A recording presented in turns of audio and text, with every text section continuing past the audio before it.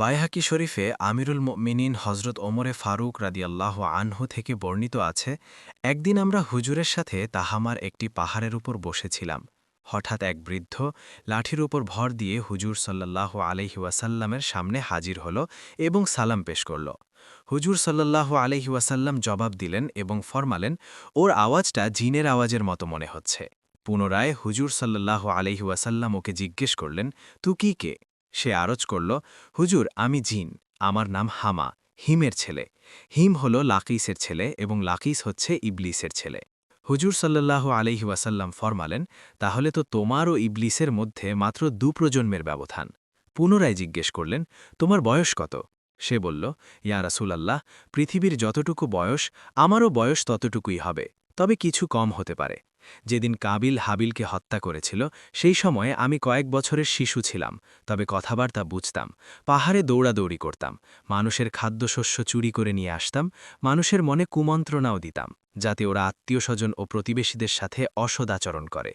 হুজুর সাল্লাল্লাহু আলাইহি ওয়াসাল্লাম ফরমারেন, তাহলে তো তুমি খুবই খারাপ। সে আরজ করল, হুজুর আমাকে ভৎসনা করবেন না, আমি আপনার সমীপে তওবা করতে এসেছি। ইয়া রাসূলাল্লাহ, আমি হজরত নূহ আলাইহিস সালামের সাথে সাক্ষাৎ করেছি এবং 1 বছর তার সাথে মসজিদে অবস্থান করেছি। আমি তার দরগাহেও তওবা করেছি।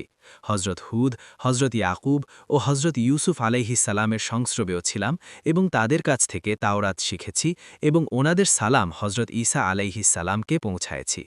হে নবীগণের সর্দার, হজরত ঈসা আলাইহিস সালাম বলেছেন, যদি তোমার সাথে মুহাম্মদ রসূলুল্লাহ সাল্লাল্লাহু আলাইহি ওয়াসাল্লামের সাক্ষাৎ হয় তাহলে আমার সালাম ওনাকে পৌঁছাইও।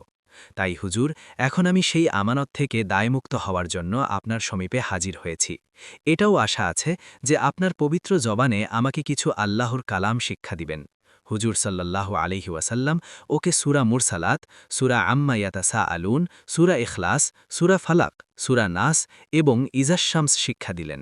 আরও ফরমালেন, হে হামা, যখন তোমার কোনো প্রয়োজন হয় আমার কাছে আসিও এবং আমার সংস্রব ত্যাগ করিও না। হজরত ওমরে ফারুক রাদিয়াল্লাহু আনহু বলেন, হুজুর তো বেসাল ফরমালেন, কিন্তু হামা সম্পর্কে কিছু বলে যাননি। আল্লাহ ভালো জানেন হামা কি এখনও জীবিত আছে নাকি মারা গেছে।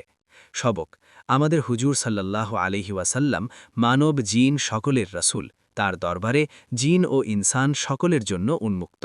তথ্যসূত্র, খোলাসাতুত তাফাসির 170 পৃষ্ঠা, ইসলামের বাস্তব কাহিনী, প্রথম খণ্ড।